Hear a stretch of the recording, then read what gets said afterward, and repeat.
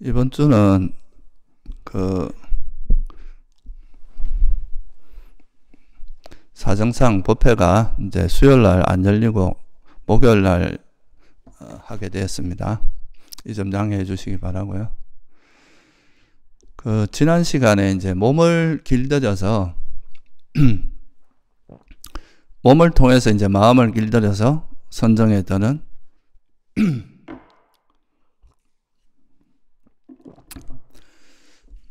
그 수행에 대해서 말씀을 드렸는데요. 오늘은 그 선정, 그 이제 몸을 통해서 마음을 잘 길들여서 선정에 들게 되면 그 선정과 깨달음의 관계는 어떻게 되는가, 선정이 이제 실제 깨달음과 어떤 관계가 있는지 거기에 대해서 한번 살펴보도록 하겠습니다. 이 선정에 대한 그 이해는 이제 특히 요즘에는 좀 사람들이 이 선정에 대한 이해가 좀 다양하게 이루어져 있는 경우가 많습니다. 뭐 어떤 또 센터에서는 선정이라고 하는 것은 그 별로 필요치 않다. 선정이라는 것이 닦지 않아도 충분히 이제 깨달음에 이를 수 있다. 이렇게 이제 주장하는 또 그런 스승들도 있고요. 또 하나는 아예 선정 자체가 오히려 위파사나, 그러니까 이런 지혜를 닦고 깨달음에 이르는데 방해된다. 이렇게까지 또 좀 극단적으로 이야기하는 분들도 있습니다. 또 어떤 경우는 이제 선정을 인정하고 선정을 닦아야 된다고 생각하는 것은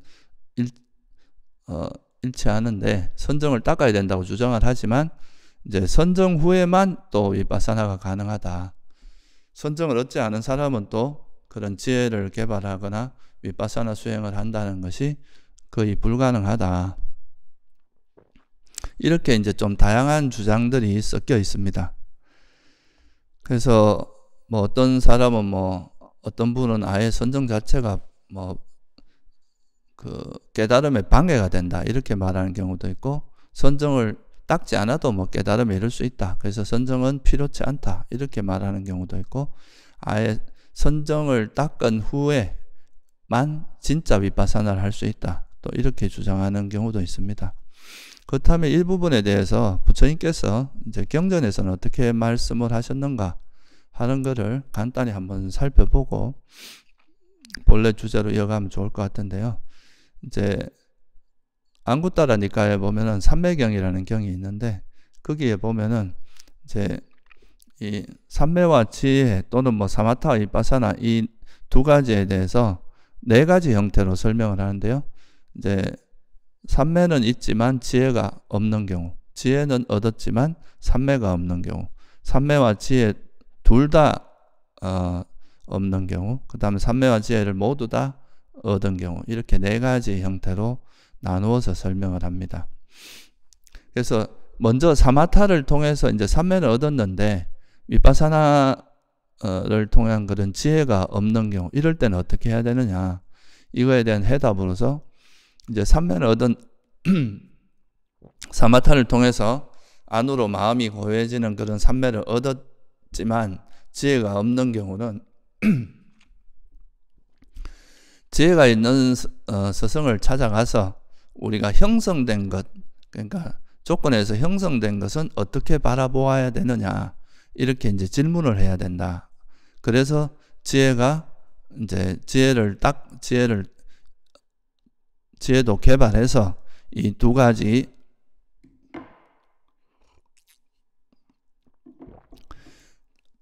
자기가 삼매는 있지만 지혜가 없는 것을 보완해야 된다. 이렇게 또 설명을 하고 있고요. 지혜는 이제 위파사나를 통해서 지혜는 개발했지만 삼매가 부족한 경우, 사마타를 통해서 안으로 마음에 그런 마음이 고요해지고 삼매가 깊지 않은 경우, 이런 경우는 오히려 이제 삼매를 얻은 사람을 찾아가서 어떻게 하면 마음의 하나됨을 얻을 수 있습니까? 이렇게 물어서 삼매를 개발해야 된다. 이렇게 또 설명을 하고 있죠. 삼매와 지혜가 아예 둘 다 닦지 않은 경우는 두 가지 다 이제 가서 사마타를 통해서 마음을 어떻게 안으로 하나 되게 해야 됩니까? 이렇게 물어서 배워서 그걸 닦아야 되고, 또 지혜 같은 경우는 이 세상에 있는 모든 조건에 의해서 형성된 법은 어떻게 바라봐야 되느냐, 형성된 법을 우리가 어떻게 바라봐야 이제 지혜를 얻을 수 있느냐, 이런 식으로 질문을 한 다음에 거기서 이제 두 가지를 닦아야 된다, 이렇게 이제 설명을 하고 있고요. 또 둘 다 얻은 사람, 삼매와 지혜를 모두 이제 개발한 사람들은 이러한 유익한 법들에 굳건하게 서서 번뇌의 소멸을 위해 노력해야 된다, 이렇게 이제 설명을 하고 있습니다.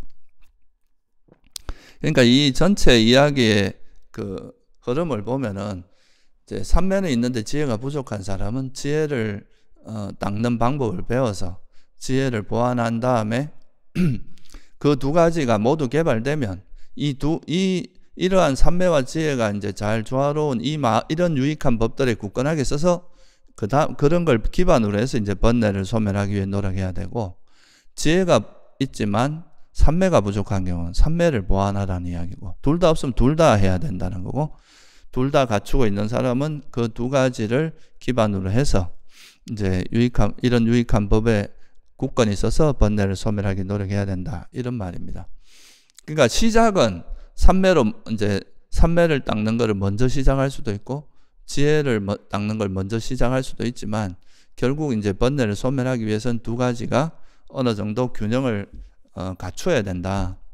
두 가지가 균형을 갖추지 못하면 이제 깨달음에 이르기 어렵다 하는 것을 이제 설명을 하고 있습니다.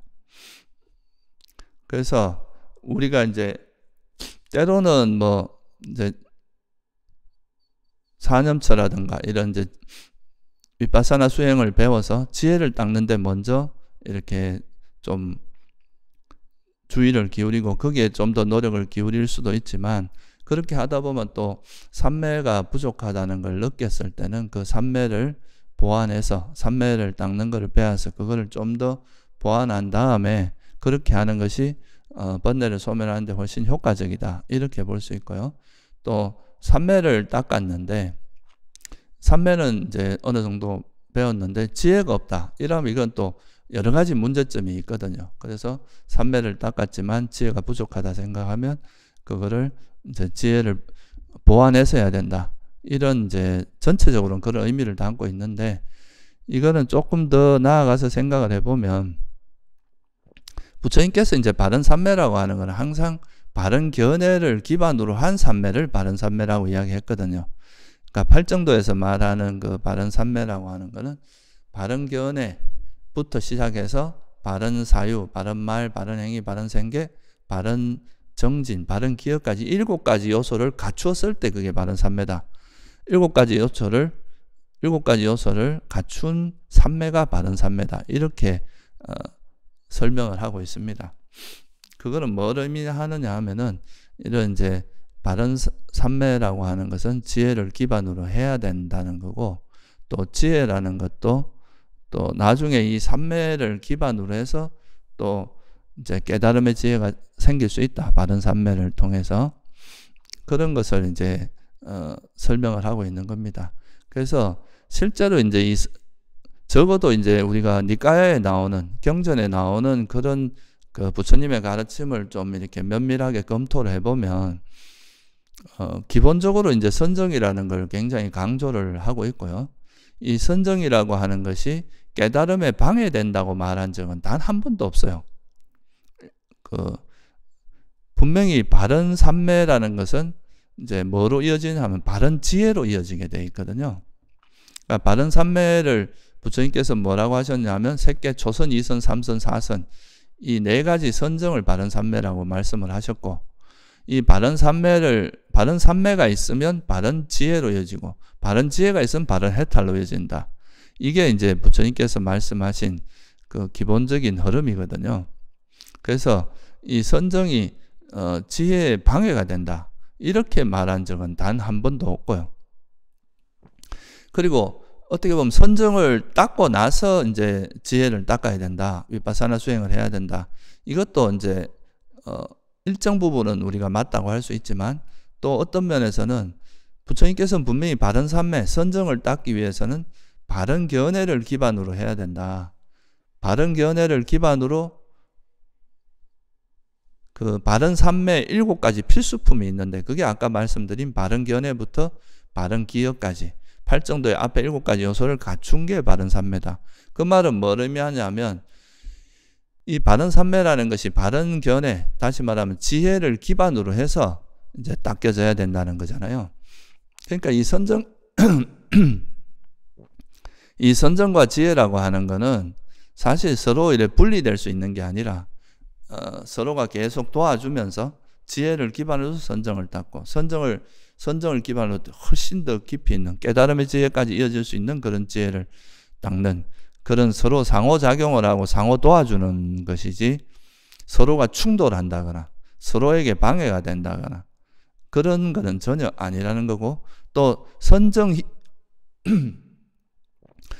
이후에야 진짜 지혜를 닦을 수 있다. 이것도 이제 그 8정도의 가르침이나 바른 삼매에 대한 정의나 이런 걸 보면 좀 모순된다고 할 수 있습니다. 그래서 우리가 이제 수행을 할 때 그 선정을 닦는 이 과정 자체가 지혜가 개발되는 과정이고 또 선정 후에 이제 이 선정을 토대로 이제 지혜를 개발하게 되면 이거는 깨달음으로 이어질 수 있는 그런 어떤 프로세스를 가지고 있다. 다시 말해서 이 선정을 닦는 과정이나 선정 후에 선정의 힘을 이용해서 어떤 지혜를 개발하는 과정이나 이게 전체적으로 하나로 연결되어 있지 이것이 단절되어 있거나 분리되어 있는 거 아니다. 그러니까 선정 닦을 때는 선정 따로 또 나중에 지혜 닦을 땐 지혜 따로 이렇지는 않다는 거죠. 선정을 닦는 과정에서도 이미 그 깨달음에 이르게 하는 지혜들이 서서히 성숙하고 있고 그게 이제 선정이라는 그 강력한 아주 깨끗하고 강력한 그런 집중된 그리고 고요하고 집중되고 또릿한 그런 마음을 바탕으로 깨달음에 이르게 하는 아주 결정적인 디딤돌이 될 수 있다. 그런 측면인 것이 이것이 선정이라는 것이 완전히 이제 지혜와 따로 논다. 이렇게 보는 것은 불교를 상당히 좀 곡해하게 되는 그런 문제가 있다는 것을 한번 이해를 하시고요. 그렇다면 이제 실제로 우리가 선정을 닦아 나가는 과정에서 지혜가 어떤 식으로 이제 개발이 되고 있고 또 선정에 들어갔을 때 그 선정의 힘, 선정이라는 걸 이용해서 어떻게 깨달음에 이르는지 그 과정을 한번 살펴보면 그러니까 선정을 닦고 나서야 그걸 이용해서 지혜가 개발된다. 이렇게 볼 수도 없고 또 선정을 닦는 이 과정에서 이미 지혜가 성장해 가고 있으면서 선정 후에 이제 그 선정의 힘을 이용해서 이제 또 지혜를 개발하는 과정을 통해서 깨달음에 이르게 되는 그런 거다라는 거를 다시 한번 이렇게 좀 구체적으로 좀 검토해 보는 것도 의미가 있을 것 같습니다. 그러면 먼저 이제 선정을 닦는 과정에 대해서 지난 시간에 제가 이제 좀 자세하게 말씀을 드렸는데 간단히 뭐 요약을 해보면 결국 우리가 이제 몸을 기본 대상으로 삼아서 특히 이제 감촉이죠. 우리가 몸의 감각을 통해서 알게 되는 그거는 되게 뚜렷하고 분명하기 때문에 이런 몸의 감각을 잘 활용을 해서 그걸 통해서 그 몸의 감각에 우리 마음을 이렇게 좀 머물게 하고 이 몸의 감각과 하나 되게 하려고 노력하면서 거기서 일어나는 이제 그 잡다한 생각들 그런 것들을 이런 생각들을 일으키게 만드는 그 장애를 내려놓으면서 그로 인해서 이제 자연스럽게 삼매로 들어가는 그런 방식으로 공부를 한다 그랬죠. 그래서 예를 들면 좌선 때는 들숨 날숨이라고 하는 것만 알아차림으로써 그 호흡을 알아차리면서 그 호흡에 머물러 있지 않고 이렇게 돌아다니는 그 생각을 움직이게 하는 장애 이것이 탐욕으로 인한 생각인지 성냄으로 인한 생각인지 또는 생각이 없이 멍하면 이게 해태원침이다 이렇게 이제 하면서 그 호흡이라고 하는 그 하나의 대상을 알아차리는 과정에서 이제 삼매를 닦아 나가고 그로 인해서 이 지혜를 개발해 나가는 이런 방식이고요. 둘째, 이제 극기수행 같은 경우는 발걸음의 감각을 주로 한다 그랬죠. 이거 보통 이제 발에서 일어나는 이런 감각은 주로 이제 4대로 나타나죠.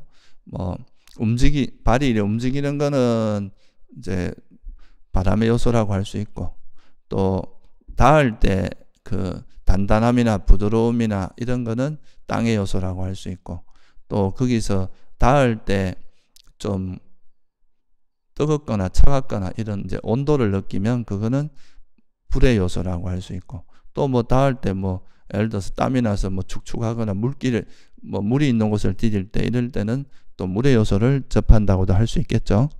그래서 이제 이 자선 때는 주로 호흡, 이건 바람의 요소죠. 굳이 이야기하자면 바람의 요소고, 극기수행 때는 4대가 다 되고, 일상 속에서도 이제 몸의 감각, 그러니까 몸의 감각에 부딪히는 그것들을 이제 기본 대상으로 해서 알아차림을 이어나가다 보면 이제 생각들이 점차 가라앉으면서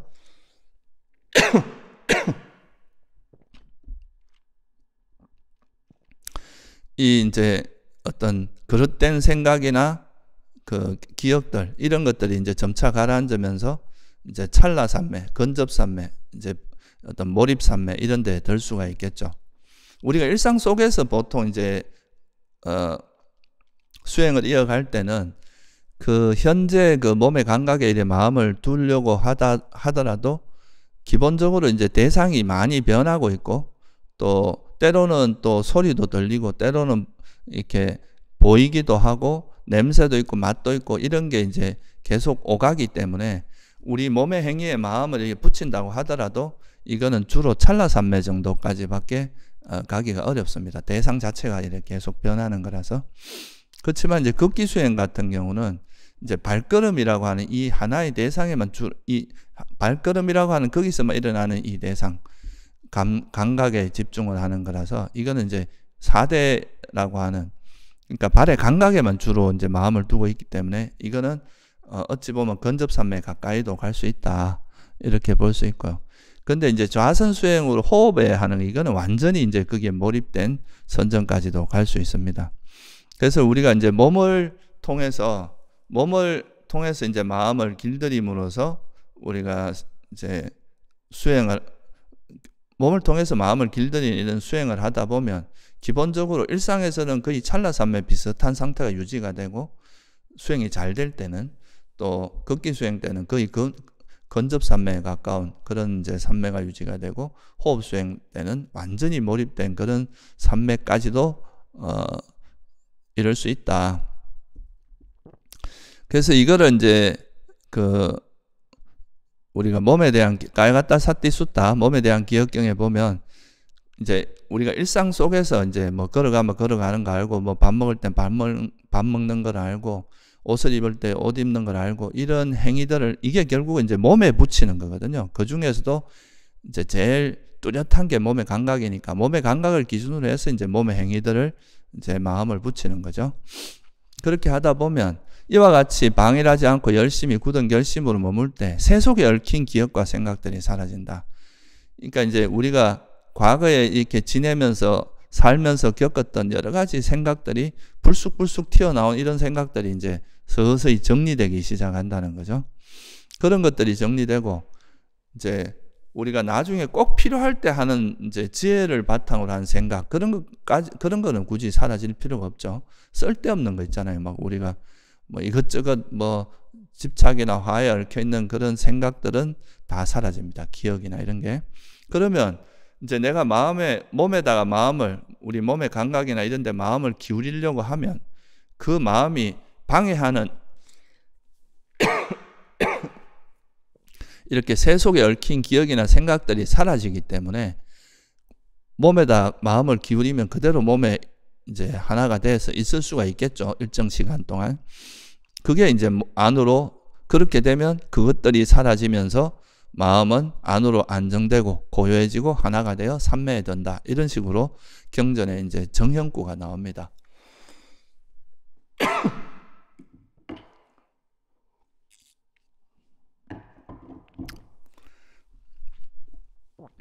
그래서 이 이제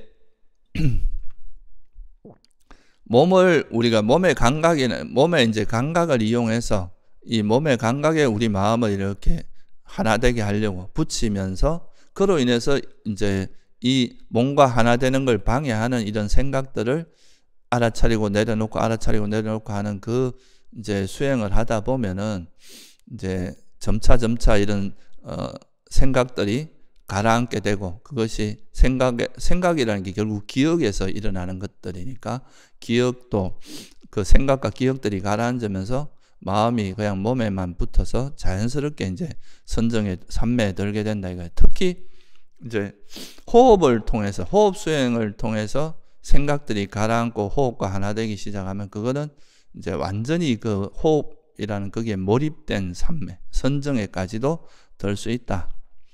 그게 이제 우리가 지난 시간에도 제가 좀 자세히 설명드렸고, 일반적으로 이제 이 삼매가 이제 소위 말하는 삼매를 닦아 나가는 과정에서 어떻게 선정에 들어가느냐, 이런 이야기죠. 그러니까 이게 다 서로가 조화를 이루는 게, 앉아서만 우리가 보통 호흡에만 이제 집중한다고 해서 삼매에 들기가 쉽지가 않습니다. 선정이. 일상 속에서는 또 막 마음이 어지러워갖고 온갖 번뇌 다 일으키고 이렇게 하면 이제 좌선할 때 또 그것이 계속 우리 마음을 방해하기 때문에, 앉아서는 그러니까 이제 완전히 호흡에 몰입될 수 있도록 그렇게 이제 수행을 하고, 일상 속에서는 또 몸에 마음을 붙여서 크게 마음에 동요 없이 거의 순간순간 삼매 정도는 이어질 수 있도록 노력을 하고, 또 극기 수행을 할 때는 그래도 좀 더 근접삼매에 가까운 그런 이제 삼매에 들도록 노력하면, 이게 이제 삼위일체가 돼가지고 일상에서나 그럴 때나 또 그 좌선 때나 이렇게 잘 연결이 되면 이 수행이 결국은 행주자가 어느 때나 수행이 이렇게 이어지게 만드는 효과가 있거든요. 그런 것이 이제 잘 이루어졌을 때, 그런 행주자에서 수행이 잘 이어지는 거에 이제 결과로서 어떻게 보면 호흡 수행을 하다가 이제 호흡에 완전히 몰입이 돼서 그것이 선정까지 갈 수 있는, 그렇게 되는 거죠. 그러니까 우리가 이제 호흡 수행을 통해서 선정에 든다 하더라도 그게 호흡 수행, 좌선 때만 수행을 해서 되는 게 아니라 일상과 극기 수행이 잘 어우러져야 된다. 이런 거를 이제 이야기하는 겁니다. 그러면 이제 이런 수행의 과정에서 우리가 어떤 지혜가 개발되고, 그걸 통해서 어떤 식으로 이제 선정에 들어가는 그 과정이 있을 거 아니에요. 그죠? 선정에 들어가는 그 과정과 더불어서 거기서 우리가 어떤 지혜가 개발되고 이런 것들이 나중에 깨달음에 어떤 영향을 미치는지, 그런 것을 한번 살펴보면 우리가 선정에 드는 과정과 선정 후에 그 어떤 지혜를 개발하는 과정, 이게 다 하나의 일관성을 가지고 가는 거다. 하나의 흐름을 가지고 가는 거라는 걸 이해할 수가 있으리라 생각합니다. 제일 먼저 우리가 이제 선정에 들어가는 그 큰 흐름을 한번 살펴보면요, 한 4가지 정도 단계로 설명을 할 수 있을 것 같아요. 첫째는 이제 생각이 사라지는 단계입니다. 우리가 이제 삼매, 찰나삼매든 근접삼매든 완전히 몰입된 그런 몰입삼매는 선정을 이야기합니다. 그런 삼매든 간에 첫째는 뭐냐면 생각이 좀 가라앉아야 되거든요. 그 순간에는 현재 내가 마음을 기울이는 그 대상에만 마음이 가 있고, 다른 생각들이 그거에 대한 분별이라든가 과거의 생각이라든가 미래의 계획이라든가 이런 것들이 없어지고, 현재의 그 대상만 아는, 예를 들면 내가 이렇게 손이 움직이면 이 손의 움직임이란 이 감각만 아는 거지, 이 손의 움직임만 아는 거지, 이 움직임은 왜 일어날까, 이거는 또 이 움직임은 이걸 통해서 내 손이 움직이는구나, 내 손은 또 뭐 잘생겼다 못생겼다, 어제 뭐 필요하다, 이렇게 이 손에 대해서 막 분별하는, 이 행위에 대해서 분별하는 작용도 멈춰져야 되고, 또 과거에 내가 옛날에 손을 이렇게 하다가 누구하고 싸운 적이 있지, 이러다 누가 부딪혔지, 이런 과거의 또 생각들을 소환해내는 거, 이거 미래에 대한 계획들, 이런 것들이 계속 첫째로 이제 많이 일어나는 거는 과거와 미래, 과거에 있었던 생각들이 떠오르거나 미래로 가는, 미래에 이제 일어나지 않은 거에 대해서 계획하는 거, 이런 생각들이 떠오르고요. 또 두 번째는 뭐냐 하면 내가 알아차리는 그 대상에 대한 분석, 분별, 이게 또 되게 많습니다. 어떤 사람을 봤을 때도 그냥 형상으로만 보고 멈추면 되는데 저 사람은 누구고 뭐 성격은 어떻고 뭐는 어떻고 이렇게 계속 그 사람에 대해서 분별하는, 그 대상에 대해서 분별하는 작용이 또 일어나겠죠. 물론 그런 분별이 의미가 없다는 건 아니지만은 그래도 이 수행하는 과정에서 내가 이제 호흡에만 또는 몸에 머물려고 하는데 내 의도와 관계없이 막 생각이 벌어지는 거, 이런 건 멈춰야 되는 거거든요. 그래서 이제 그런 생각들이 막 벌어지는 거, 이게 이제 수행에서 첫 번째로 엄청 이 삼매를 방해하는 제일 대표적인 겁니다. 근데 이제 주로 이런 것들은 뭐냐 하면은 이런 생각들이 움직이는 것은 그 밑뿌리에 보면 대부분 내가 그 생각을 즐기는 거 아니면은 화로 인한 생각입니다. 뭔가 불편하거나 이럴 때 이제 생각이 일어나는 거죠. 마음이 불만족스러울 때. 그래서 이제 이런 것들이 가장 이제 많이 일어나는 것은 감각적 욕망으로, 뭔가 즐기고자 하는 욕망으로 일어난 거와 그거에 대한 불만으로 일어난 생각인데, 사실 화라는 것은 감각적 욕망의 반작용 같은 거라서 기본적으로는 이게 이제 제일 대표적인 거는 감각적 욕망을 내려놓는 게 사실은 이제 삼매를 닦는데 가장 큰 겁니다. 왜냐하면 나중에 이제 수행을 좀 하다 보면 어떤 화나 이런 거는 조금 잦아들기 시작하는데, 그냥 이런 생각이 일어날 때 그 생각을 계속 즐기고자 하고 그 생각을 쫓아가는, 이게 좀 오래 가거든요. 그래서 이제 또 사람들이 이 생각을 버리기 좀 힘든 이유 중에 하나가 이 생각을 즐겨온 것이 굉장히 오랫동안 습관화되어 있고요. 또 생각을 해야 우리가 또 이제 성장하고 생각을 해야 막 발전한다고 이제 이렇게 교육을 받아왔고, 그렇기 때문에 생각이라는 걸 자기와 동일시하는 그런 마음이 되게 강합니다. 이 생각이 없어지면 내가 없어지는 것 같은 이런 느낌도 들고, 이 생각이라는 것이 자기의 어떤 정체성하고도 관계 있다고 생각하고 받아들이고 이렇기 때문에 이 생각이라는 걸 버리는 게 상당히 어렵고, 또 오랜 세월 생각을 즐겨오던 버릇이 있기 때문에 그게 어려운데요. 근데 이제 이런 우리가 몸에다가 마음을 붙이는 이런 수행을 통해서 이제 뭐 영원히 버리라는 이야기가 아니거든요. 이런 생각을 필요할 때 하고, 내가 안 하고 싶을 땐 안 할 수 있는 그런 능력이 생겨야 된단 말이죠. 그런 지혜가 있어야 되기 때문에 이것이 내가 꼭 필요해서 내 의도를 내가 의지적으로 하는 생각, 이런 거는 이제 바른 생각이고 바른 어떻게 보면 바른 견해를 바탕으로 해서 바른 생각을 하는 거, 이런 건 지혜를 개발하게 하는 건데, 이거는 내 의지와 관계없이 불쑥불쑥 떠오르고 그냥 습관적으로 하는 거, 이런 거는 사실 소모전이고 생각에 별로 우리 지혜의 개발에도 도움도 안 되고 마음도 어지럽게 하고 계속 우리 에너지를 낭비하게 하는 측면이 있거든요. 그래서 이런 것들은 이제 멈추고 이제 꼭 필요한 생각은 하는, 이렇게 해야 돼. 그런 힘이 생겨야 되는데, 그거를 이제 가능하게 하는 게 이제 삼매의 힘이거든요. 그래서 이런 이제 몸에다 갖다 몸을 알아차리면서 그로 인해서 거기서 내가 지금 적어도 수행하는 시간만이라도 이 몸에 마음을 붙이고 다른 생각을 멈추려고 하다 보면은, 그런 노력을 하다 보면 이 감각적 욕망과 성냄을 제어하는, 특히 제일 우리한테 극복하기 힘든 번뇌 중에 하나가 감각적 욕망이거든요. 이 욕망과 그의 반작용인 이 성냄을 길들이는 이런 지혜가 생깁니다.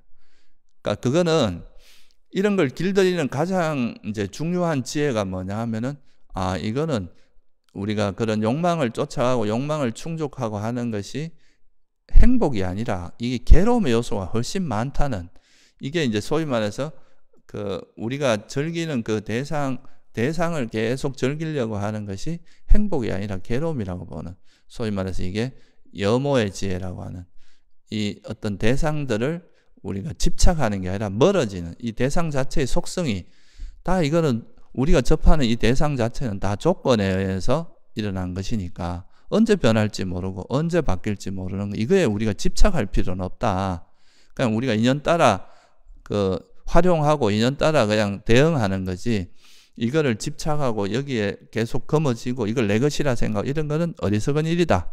이렇게 봄으로써 그 대상을 달라붙는 마음을 이렇게 멀어지게 만드는 지혜가 있는데, 그게 여모의 지혜거든요. 이런 여모의 지혜가 생기면 이거를 억지로 막 이걸 이제 참고 그냥 호흡이나 몸에 집중함으로써 이거를 이제 멈추는 게 아니라, 이런 생각이 정말 쓸데없고 우리에게 유익하지도 않고 해롭고 우리에게 도움될 게 아무것도 없다고 이해하고 통찰함으로써 멀어지는 거잖아요. 이런 게 되게 중요하거든요. 우리가 보통 이제 바른 삼매가 아니라 그릇된 삼매를 닦으면 그냥 집중해서 이걸 멈추려고 합니다. 이거는 멈춰지는 게 아니라 일시적으로 억눌러지는 거기 때문에 그런 거는 한계가 있거든요. 근데 우리가 부처님께서는 바른 견해를 기반으로 삼매를 닦으라 그랬잖아요. 그죠?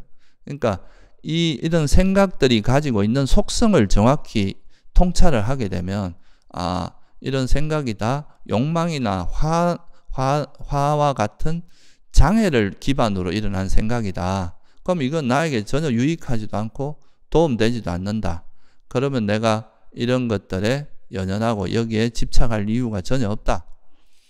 이걸 싫어할 이유도 전혀 없다. 그렇게 이제 그것에 대한 생각의 본질에 대한, 특히 쓸데없는 생각, 잡다한 생각, 이런 것들에 대한 그 본질을 정확히 꿰뚫어 알게 되면 생각이 저절로 가라앉게 되고, 이런 것은 이제 여모의 지혜를 기반으로 하고 있다. 그래서 이렇게 바른 삼매를 닦다 보면 그 생각을 내려놓는 과정에서 벌써 우리가 되게 애착하고 있고 즐기고 있는 그 대상을 내려놓는 지혜가 서서히 발현되고 있는 거다.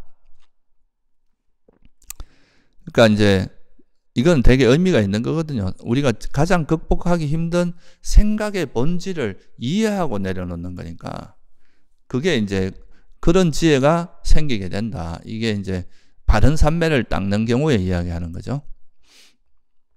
그리고 이제 이 생각이 이제 점점 이렇게 해서 생각이 가라앉게 되면, 생각이 가라앉고 나면 그 다음에는 뭐냐 하면 남는 거는, 그 생각이 없어지면 우리에게 남는 거는 보고 듣고 맛보고 냄새 맡고 몸으로 느끼는 감각, 이거밖에 없거든요.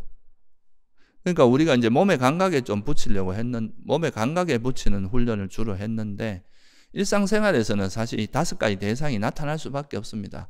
우리가 움직이다 보면 보이는 것도 있고 소리도 들리고 냄새도 있고 맛도 있고 한데, 주로 이제 뭐 그런 게 들리더라도 그냥 빨리 자기 몸으로 이제 몸의 감각으로 돌아옴으로써 마음을 좀 항상 고요하게 만드는 의미가 있는 거지, 5가지 대상이 같이 있을 수밖에 없어요. 그런데 극기수행도 어느 정도는 이제 보고 듣는 게 있을 수가 있죠. 그런데 이제 호흡수행 같은 경우는 이 5 감각 대상은 다 내려놓고 오직 숨이 들어가고 나가는 이 호흡에만 머물 수 있잖아요. 그러니까 이제 감각 대상 중에서 보는 거라든가 듣는 거라든가 색, 성, 향, 미라고 하는 형상이라든가 소리라든가 냄새라든가 맛이라는 거는 내려놓을 수 있잖아요. 근데 사실 이 5가지, 그리고 이제 단지 뭐 몸의 다양한 감각, 그러니까 몸에서 통증이라든 이런 것도 다 내려놓게 되고 오직 들어가고 나가는 이 숨에만 마음을 두고 나머지 감각들은 다 내려놓는 거거든요. 이거는 결국 뭐냐 하면, 생각도 그렇지만 우리가 5 감각 대상이라는 건 살아있는 사람에겐 거의 본능적으로 일어나는 거고, 이것을 즐기며 사는 것이 우리 인간의 삶에서 가장 기본적인 감각적 욕망이거든요. 우리가 아주 아름답고 좋은 형상을 즐기고 좋은 소리를 즐기고 또 맛을 즐기고 냄새를 즐기고 하는 이런 거는 가장 기본적인 감각적 욕망이기 때문에, 이 5가지 감각 대상에서 떠난다는 것은 이미 세상에 대한 상당한 애착이 버려졌다. 세상에 대한 미련이 버려졌다. 그런 지혜가 생겨야 가능하다. 이렇게 볼 수 있습니다. 우리가 세상에 대한 관심이 남아있는 한은 어떤 소리가 들리면 아 저게 무슨 소리일까? 왜 저런 소리가 났지? 하고 관심을 기울일 수밖에 없거든요. 또 뭐 보이는 게 있으면 아 저게 뭘까? 하고 또 마음이 갈 수밖에 없고. 근데 이런 것들이 다 그냥 조건에서 발생한 거고 저것들은 우리가 그렇게 관심을 가질 만한 것이 아니다는 그런 이제 지혜가 아까는 생각으로부터 시작해서 조금 더 나아가면 이런 5가지 감각 대상조차도 다 형성된 것이다. 형성된 것은 언제 변할지도 모르고 내 것이 아니다. 이렇게 하면 그 대상에 대해서 우리가 살아가기 위해서 이제 뭐 이런 대상을 전혀 외면할 수는 없지만 내가 관심을 끊으려면 끊을 수도 있게 되는 그런 지혜가 생기는 거죠. 이게 되게 큰 부분입니다. 생각하고 5가지 감각 대상을 끊는 것이 이거에 대한 미련, 그거에 대한 집착을 끊는 것이 감각적 욕망을 버리는 대표적인 지혜고 이게 생겨야 사실 이 그 감각 대상을 통해서 그거에 대해서 생각이 벌어져서 이제 이 세상이 이렇게 벌어지는 건데 이 생각부터 시작해서 이 감각 대상까지 벌어진다는 것은 결국 우리가 살아가는 이 세상에 대한 감각적 욕망이 거의 내려놔지는 거나 똑같거든요. 물론 이제 선정에 드는 그 일시적이긴 하지만 그래도 그 일시적이긴 하지만 그 세상에 대한 관심이나 욕망을 내려놓지 않으면 선정에 들 수 없거든요. 그래서 이제 이것도 어찌 보면은 그 세상에 대한 이제 애착, 관심 이런 것이 멀어진 여모의 지혜가 더 성숙해야 가능한 거다. 생각보다 이게 좀 더 어렵거든요, 이 부분이.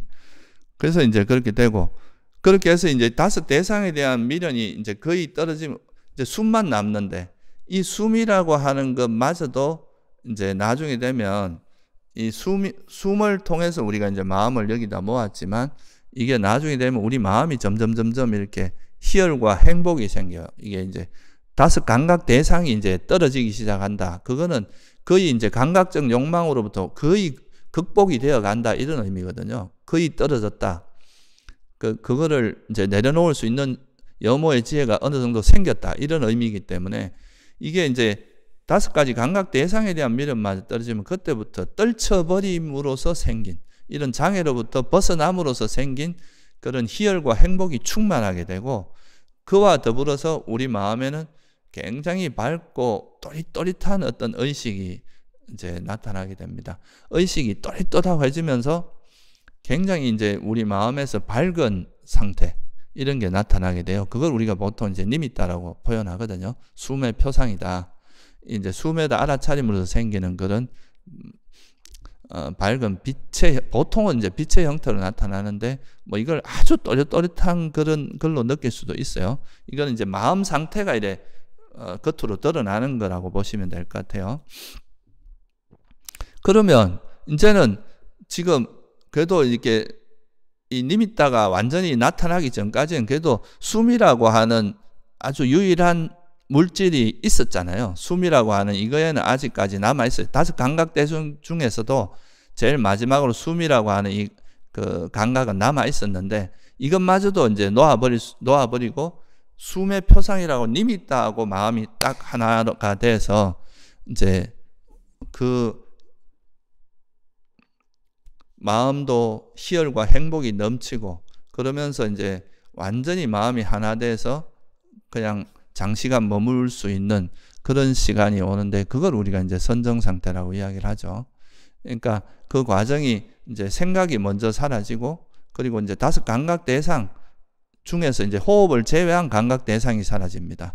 그리고 이제 호흡마저도 사라지게 되면 이제 니미따라고 하는 숨의 표상이 나타나고 이 숨의 표상과 하나 되는 그 상태가 바로 이제 우리가 선정이라고 하는 거죠. 그래서 5 감각 대상이 사라질 때 이미 감각적 욕망이라든가 성냄이라든가 이런 건 거의 사라져서 니미따가 나타날 정도 되면 거의 근접삼매 정도인 가까이 갔다고도 볼 수 있습니다. 그래서 이제 이 니미따가 나타난 다음에 여기서 더 철저하게 장애를 버리게 되면 그때 이제 완전히 그 우리가 5 감각 대상으로부터 완전히 벗어난 어떤 마음 상태.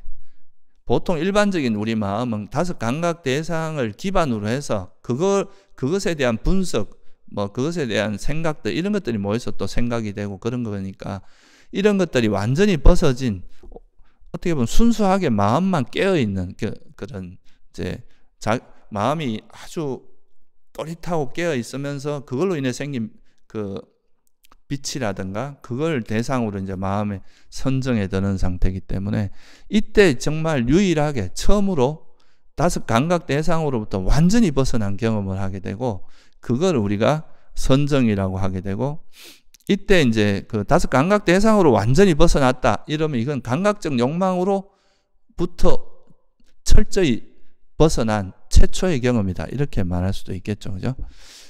우리가 불교에서 감각적 욕망이라고 하는 것은 다섯 감각 대상에 대한 욕망이거든요. 다섯 감각 대상이 있고 색성, 향, 미, 촉이라고 하는 그 감각 대상으로부터 생긴 생각들 이런 것들이다. 그런 것들에 집착하는 걸 감각적 욕망이라고 하는데 그것이 처음으로 완전히 버려지고 버려진 그런 상태가 이제 선정의 상태이기 때문에 선정이라고 하는 것은 감각적 욕망을 일시적으로 완전히 떨쳐버린 그런 경험이다. 물론 이게 아직 완전히 이제 감각적 욕망을 소멸했다 이렇게 말할 수는 없습니다. 그렇지만 어쨌든 감각적 욕망이 일시적이긴 하지만 완전히 버려진 그런 상태가 선정의 상태다. 그래서 우리가 이제 염호의 지혜가 서서히 성장하면서 이제 생각이라든가 다섯 감각 대상에 대한 관심이 점점 버려지고 그러면서 이제 이게 좀 더 염호의 지혜가 성숙하면 감각적 욕망이 일시적으로 완전히 버려지면서 선정에 들게 된다 이거죠. 그러니까 이제 이 선정이라고 하는 초선, 이게 이제 지금 말하는 건 초선을 이야기합니다. 감각적 욕망을 완전히 떨쳐버리고 해로운 법도 떨쳐버린 다음에 떨쳐버렸으면서 생긴 그 희열과 행복이 있고 일으킨 생각과 지속적 고찰이 있고 떨쳐버렸으면서 생긴 희열과 행복이 있는 초선에 들어머문다. 이게 이제 초선의 정연구인데요. 그러니까 그 상태에 들어가면은 지금 보세요. 초선 상태에 들어갔다는 거는 우리가 세상에서 우리가 이제 살아간다. 인간이 뭐 이렇게 뭔가 애착을 하는 건 다 생각과 그 생각을 더불어 일어나고 그것이 아니면 다섯 감각 대상을 통해서 일어나는 건데 이 선정에 들어갔다는 거는 이미 내가 님있다라 하는 그 마음을 제외한 나머지 대상들을 다 내려놓은 상태라고 할 수 있겠죠, 그죠? 이미 그러니까 뭐 생각으로 일어나는 거나 감각 대상으로 일어나는 이런 것들은 다 내려놨을 때 이 초선이라고 하는 그 선정에 들 수 있잖아요, 그죠? 그러면 이제 초선 상태에서 나와서 이래 보면 내가 이미 이제 다른 거는 내가 뭐 이거는 다 조건 따라 생긴 거라서 무상하고 내 것이 아니다고 생각하면 다 떨쳐버리면서 선정에 들어왔단 말이에요. 이제 염호의 지혜라는 게 다 그런 거잖아요. 이 세상에 있는 모든 건 다 조건 발생이니까 내가 여기 집착할 게 없다. 내 것도 아니다. 이렇게 하면서 이제 내려놓고 초선이라고 하는 선정에 들었는데 이 초선이라는 상태에서 그러면 내가 다른 건 다 내려놨으니까 내가 나라고 할 수 있는 건 요 초선을 이루고 있는 이 오온 외에는 그러니까 초선에 들었을 때의 내 몸과 그때의 내 느낌, 인식, 형성, 마음이라고 하는 요 다섯 가지 무더기 외에 나라고 할 만한 건 없단 말이죠. 이미 다 떨어버렸으니까. 그 전에 이것이 내 것이 아니라고 다 이해를 하면서 이제 초선에 들어왔단 말이에요. 그러니까 이제 이 초선이라는 이 초선뿐만 아니라 이제 초선, 2선, 3선 이렇게 있지만 일단은 초선을 가지고 설명을 드릴게요. 그러니까 초선이라고 하는 이 상태에서는 내가 나라고 생각할 수 있는 내가 집착할 수 있는 대상은 이 초선에 들었을 때의 나의 오온밖에 없는 거죠. 그죠? 내 몸과 느낌, 인식 그런 색수상식밖에 없다 이거예요. 그래서 여기서 우리가 이제 이 초선에 들었을 때 이 마음 자체를 이제 지혜가 있는 사람은 이것은 그러면 이거의 본질은 뭔가라고 한 걸음 더 나아갈 수가 있는데 보통은 보면 이제 우리가 수행을 좀 잘못하게 되면은 이 선정이라고 하는 그 선정에 들었을 때 그 행복이 너무나 크고 세상에서 이제 경험하지 못한 그런 행복이다 보니까 여기에 안주하는 경우가 있습니다. 이제 웬만한 괴로움에서 벗어나 너무 큰 행복이 있으니까 여기에서 안주해가지고 심지어는 이걸 이제 선정이 진정한 행복이고 선정을 열반이라고까지 생각해서 집착하는 경우가 있는데, 이런 경우는 이제 수행이 더 이상 나아가지 못하고 여기서 머물게 되겠죠. 수행을 제대로 한 사람 같으면 이렇게 잘 하지 않는데, 좀 약간 그 바른 산매를 닦지 않고 좀 중간중간에 이제 그런 생각 번뇌들이 끼어들거나 이렇게 됐을 때는 좀 그럴 수도 있고, 또 선정에 들었을 때 그 경험이 너무 강렬해서 거기에 애착이 달라붙으면 또 그렇게 흘러가기가 쉽습니다. 근데 이렇게 이제 선정에 안주를 한 사람들은 예를 들면 이제 이 생에서 선정에만 빠져서 즐기다가 죽어서는 새끼나 무새끼에 태어나서 이제 선정을 얻은 사람들은 그 감각적 욕망에서 벗어났기 때문에 새끼나 무새끼에 태어날 수 있잖아요. 그럼 거기서 또 열심히 그 행복을, 복락을 즐기다가 나중에 그 이제 이 선정의 힘이 다하게 되면 다시 욕계로 태어나서 이렇게 다시 윤회하게 되는 이런 과정을 거치는 거죠. 그러니까 선정에 들은 그 자체가 완전히 해탈이라고 아직은 볼 수는 없습니다. 왜냐하면 아직까지 이 선정에 들어있는 이 마음 상태에 대한 애착은 여전히 남아있는 상태거든요. 나머지 이제 그 외부 대상에 대해서는 어느 정도 이제 애착을 버렸다고 애착을 버렸기 때문에 선정에 들어갔지만, 이 선정에 들어간 이 마음 자체에 대한 애착은 아직까지 버려진 상태가 아니기 때문에, 그래서 이제 한 가지 흐름은 선정에 안주를 해서 선정을 진정한 행복이라고 생각하고 여기 또는 뭐 심지어 열반이라고 생각하는 사람도 있습니다. 그래서 여기에서 안주하는 경우, 이런 경우는 선정에 대해서 집착을 하는 거기 때문에 자만에 빠지기도 쉽고 존재에 대한 가래, 특히 이 선정은 뭐 외부 대상이 필요 없어요. 그냥 선정에 들어가 있는 그 자체가 너무 행복하기 때문에 이대로 존재해도 괜찮겠다, 이대로 존재하는 것 자체가 행복이다, 이렇게 되거든요. 그러니까 이게 존재에 대한 가래로 이어지겠죠.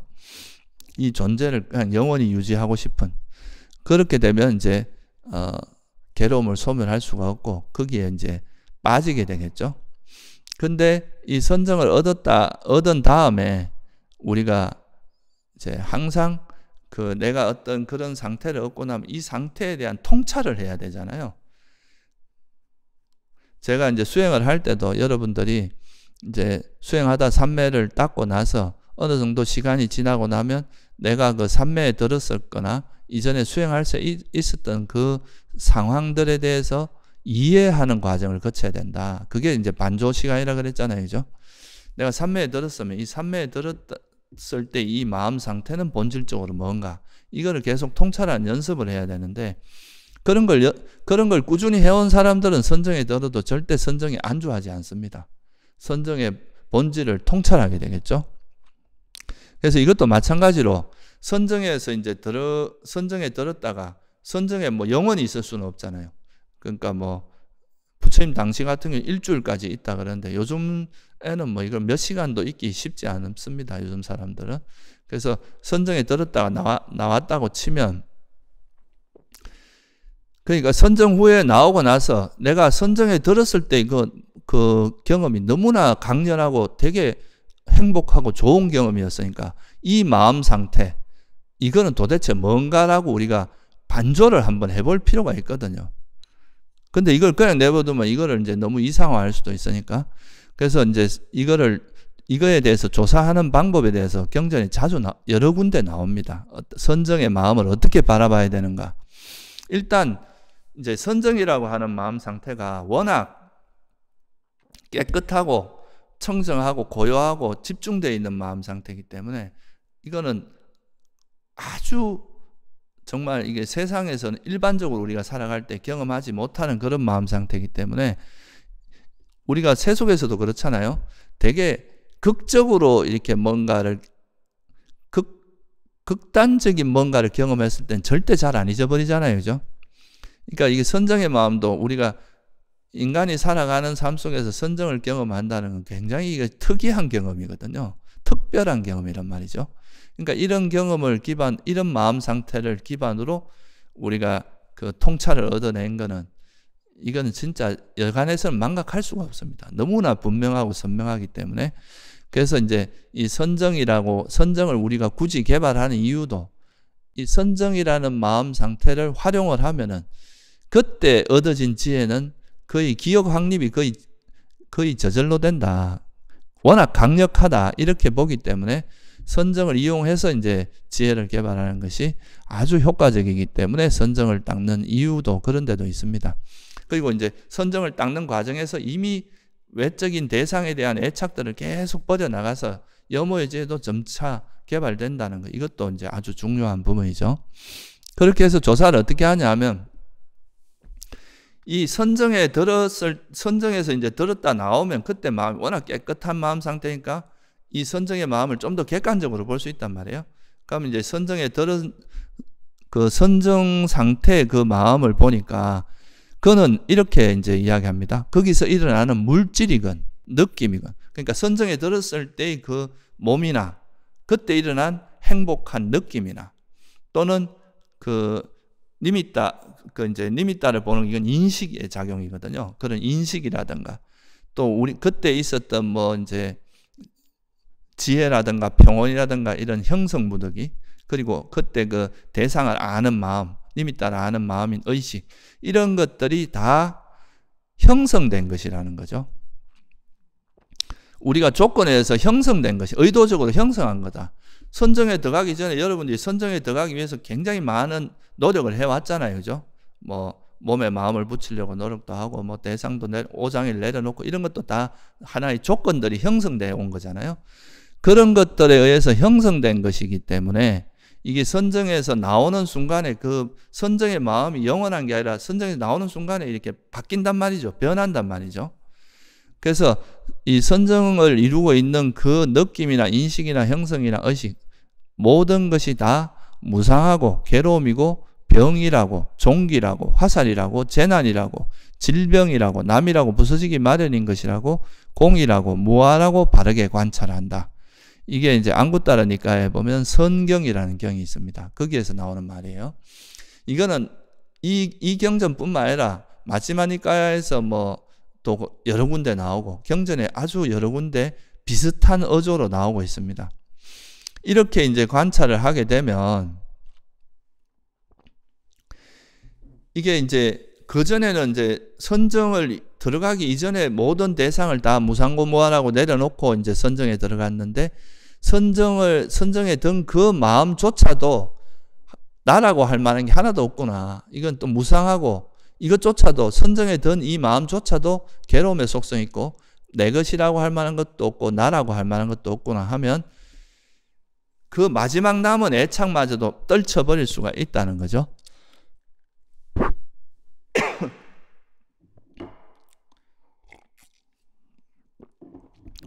그러면 어떤 일이 일어나냐 하면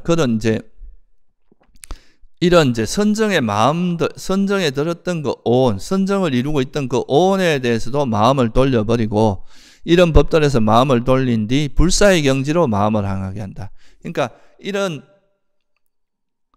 선정에 들었을 때의 그 오온조차도 정말 무상하고 내 것이 아니니까 진짜 우리가 고요하고 수성한 것은 형성된 것들이 가라앉고 재생의 근거가 없고 가래가 소질이고 탐욕이 빗발이고 소멸이고 열반이다. 이렇게 마음을 기울이는 순간에 이제 마음이 그쪽으로 향하면서 이 모든, 그러니까 이 선정을 이루고 있는 이 다섯 무더기에 대한 애착마저도 놓아버리게 된다 이거죠. 그죠? 그거에 대해서도 탐욕이 빗발한다. 선정이라고 하는 정말 모든 걸 다 내려놓고 우리가 얻었던 이 선정이라고 하는 것, 이것조차도 정말 무상하고 내 것이 아니다. 이것조차도 괴로움이다. 라는 것을 통찰하게 되면 여기에 대한 애착마저도 놓게 되겠죠. 그게 바로 그렇게 하면은 바로 번뇌의 소멸을 얻어서 아라한이 된다. 이게 이제 그 기본적으로 이제 부처님께서 말씀하신 내용입니다. 그러니까 우리가 이제 선정을 닦는 이유는 이 선정이라고 하는 아주 강력한 특별한 마음 상태를 이용해서 그걸 통해서 이 선정에 드는 과정에서 이제 조금 번잡한 것들은 다 내려놓고 선정에 들었을 때이고 정말 단순하고 명료한 그 상태만 남겨놓은 다음에 이것마저도 선정에 든 선정을 이루고 있는 이 다섯 무덕이 마저도 결국은 조건 따라 형성된 거라서 무상하고 괴로움이고, 이거는 정말 내가 집착할 만한 것이 아니고 내 것도 아니다 라는 걸 알면 모든 것에 대한 이제 가래를 놓을 수가 있잖아요. 그죠? 그러면 그것으로 인해서 이제 삼매가 아니라 그 아라한이 될 수 있다라고 하는 거고요. 그런데 설사 이렇게 해서 이제 완전히 번뇌의 소멸을 얻으면 다행인데, 정말 최상인데, 만일 이렇게 또 이어집니다. 만일 번뇌의 소멸을 얻지 못하더라도 이러한 법을 좋아하고 이러한 법을 즐기기 때문에 그는 5가지 낮은 단계의 족쇄를 완전히 없애고 정거천에 화생하여 그곳에서 완전히 열반에 들어 그 세계로부터 다시 돌아오지 않는 법을 얻는다. 그러니까 이제 선정 후에 우리가 깨달음이 일어났다 그러면 이제 첫째는 이제 아라한이 되는, 모든 번뇌 선정을 이루고 있는 이 마음에 대한 애착마저도 완전히 버리면 아라한이 될 수도 있고, 설사 이 애착을 완전히 버리지 못한다고 하더라도 이미 우리가 선정을 드는 과정에서 첫 번째 전제 조건은, 선정에 드는 첫 번째 전제 조건은 감각적 욕망에 대해서 내려놔야 됩니다. 감각적 욕망을 떨쳐버려야 되기 때문에, 감각적 욕망을 완전히 떨쳐버렸다는 것은 이제 5가지 낮은 단계의 족쇄가 뭐냐면 감각적 욕망, 성냄, 의심, 그 다음에 계금치견 이런 것들이거든요. 유신견. 그러니까 이게 낮은 단계의 족쇄를 버린다는 건 결국 안함이 된다는 이야기입니다. 그러니까 이 안함은 될 수 있다는 거죠. 왜냐하면 이 수다원과 사다하면 감각적 욕망이 남아 있는데, 적어도 선정에 든 사람들 같은 거 이미 감각적 욕망에 대한 거는 선정에 드는 과정에서 이미 내려놨는데, 깨달음이 일어나는데 다시 또 감각적 욕망으로 돌아가기는 어렵다고 보는 거죠. 그래서 이제 선정을 기반으로 해서 깨달음이 일어나는 거는 적어도 아나함 아니면 아라한이지, 수다함이나 사다함이 되는 경우는 경전에서는 잘 언급하지 않습니다. 우리가 선정 없이 깨달음을 얻는 경우는 수다함이나 사다함을 언급할 수도 있지만, 선정을 기반으로 해서 얻을 때는 아라한 아니면 아나함으로 주로 언급을 하고 있어요. 그래서 아나함이 대해서, 그러니까 이 선정에 대한 애착을 완전히 버리지 못했다면 이제 아나함이 돼가지고 정거천이라고 하는, 이건 아나함만이 태어날 수 있는 곳인데, 거기서 아라한이 돼서 열반에 드는 이런 정도는 가능하다, 이렇게 된다 이거죠. 그러니까 아라한이 돼서 이 생에 바로 열반에 들거나 이 생에서 이제 모든 괴로움을 소멸하거나, 그렇지 못하면 아나함이 된 다음에 죽어서 정거천에 태어나서 거기서 아라한이 돼서 열반에 든다.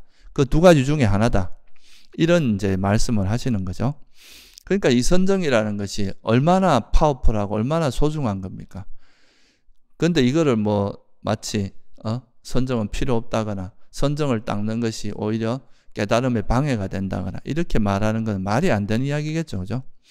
그리고 이제 중요한 거는 제가 또 오늘 말씀드리려고 하는 이 선정을 제대로 닦는 것, 바른 삼매로서의 선정을 닦는 것이 정말 중요하다. 그러니까 억지로 이렇게 막 집중을 해서 선정을 닦는 게 아니라, 우리가 생각이라든가 5가지 감각 대상에 대해서 그런 애착들을 내려놓는 지혜, 그러니까 그런 염호의 지혜가 생기면서 그걸로 인해서 선정에 들고, 그리고 또 그 이전에부터 이제 계속 어떤 대상들에 대해서 애착을 내려놓는 방향으로 선정을 닦아왔기 때문에, 선정 후에도 이 선정을 이루고 선정 이 자체도 우리가 조사하고 검토를 할 수밖에 없거든요. 그러면 이 선정 자체도 다 내려놓고 우리가 선정에 들었는데 이 선정 자체도 조건 지어진 거고 형성된 것이구나. 그럼 이거에 대해서도 우리가 가래를 일으킬 필요가 없구나. 그렇게 생각을 하면서 마지막 남은 가래마저도 이제 내려놓게 되면 그게 우리가 깨달음에 이르는 가장 좋은 방법이고 가장 빠른 방법이다. 그래서 이게 이제 부처님께서도 당신께서 색계사선정에 드신 다음에 그 색계사선정을 기반으로 해서 이제 깨달음에 이르게 되는 거죠. 그런 당신이 보여준 길이 사실은 정석이라고 보면 됩니다. 부처님께서는 당신이 간 길을 가지고 당신이 이제 가장 모범적인 길을 보여주셨을 거 아니에요. 그죠? 그러니까 물론 다른 길이 없다는 건 아니지만 부처님이 가신 그 길이 가장 정석이고 에페입니다. 그렇게 볼 수 있습니다. 지금 이제 이건 새끼 초선만 갖고 이야기를 했는데, 이제 여기 성경에 보면 나는 초선을 의지해서도 번뇌가 소멸한다고 말한다. 그리고 새끼 이선을 통해서도 번뇌가 소멸한다고 말하고, 3선, 4선, 공무변처, 식무변처, 무소유처까지도 무소유처를 의지해서도 번뇌가 소멸한다고 말한다. 그러니까 우리가 꼭 부처님께서는 새끼 4선을 이제 통해서 깨달음에 이르셨지만 초선을 통해서도 가능하고 2선을 통해서도 가능하고 3선, 4선, 더 나아가서는 공무변처, 식무변처, 무소유처까지도 가능하다. 이렇게 그 7가지 선정 중에 어느 한 가지라도 기반으로 해서 이제 우리가 수행을 한다면 이제 번뇌를 소멸할 수 있다. 중요한 거는 선정에 든 다음에 선정 후에 그 선정을 그렇게 반조하는 과정이 굉장히 중요하다는 겁니다. 이 반조하는 과정이 없으면 이제 선정에 대한 애착을 버리고 선정에 대한 염호의 지혜를 개발할 수가 없겠죠. 그죠? 그리고 이제 왜 그러면 비상비비상처는 뺐나 이거죠. 선정 중에서. 근데 이 비상비비상처는 너무나 이제 그 미묘한 마음 상태. 그러니까 비상이라는 거는 상이 있는 것도 아니고 없는 것도 아닌 선정이라는 뜻이거든요, 이게. 그러니까 너무 마음이 미묘해서 이걸 대상으로 이것은 물질이고 이건 느낌이고 이건 인식 이렇게 보기가 너무 어려워서 이거는 이제 이거를 통해서 위파사나 그런 그러니까 지혜를 개발하기는 쉽지 않기 때문에 이거는 사실 뭐 주석서에 따르면은 부처님만이 이걸 가지고 이제 위파사나를 할 수 있다 그러죠. 그래서 무소유처까지는 이제 우리가 무소유처의 든 선정의 마음을 무상고무화로 통찰하는 게 가능하기 때문에 이제 부처님께서 비상비비상처는 빼고 무소유처까지만 설했다 이렇게 볼 수 있습니다. 그래서 오늘은 이제 지난번 법회 때 이제 선정을 닦는 과정에 대해서 이제 좀 선정을 어떻게 닦는지에 대해서 설명을 드렸고, 이 선정이라는 그 과정이 결국 우리가 불교에서 말하는 선정은 불교만에 가지고 있는 독특한 어떤 수행법이거든요. 이 불교에서 말하는 선정은 이제 바른 삼매를 이야기하는 거고, 이 바른 삼매는 계속 지혜를 성장시키면서 삼매에 들고, 선정에 들고, 이 선정을 통해서 지혜를 완성하는 방향이지, 이 선정이라는 게 지혜와 무관하지 않고 지혜를 개발하는데 절대 방해되는 것도 아니고, 꼭 선정을 얻지 않으면 지혜를 개발할 수 없는 것도 아니다. 그냥 우리가 선정을 들어가는 과정에서 지혜가 같이 성장해 가면서 지혜가 성장해서 선정에 들고, 그거를 선정 후에 반조를 통해서 지혜를 완성하는, 이게 이제 부처님께서 가장 많이 우리에게 보여주신 깨달음의 과정이다 하는 것을 이해를 하시면 좋을 것 같아요. 그러니까 이제 선정이라는 것이 깨달음의 가장 강력한 도구라는 거, 이거를 이해하는 시간이 되면 좋을 것 같습니다. 예, 오늘 여기 마치겠습니다.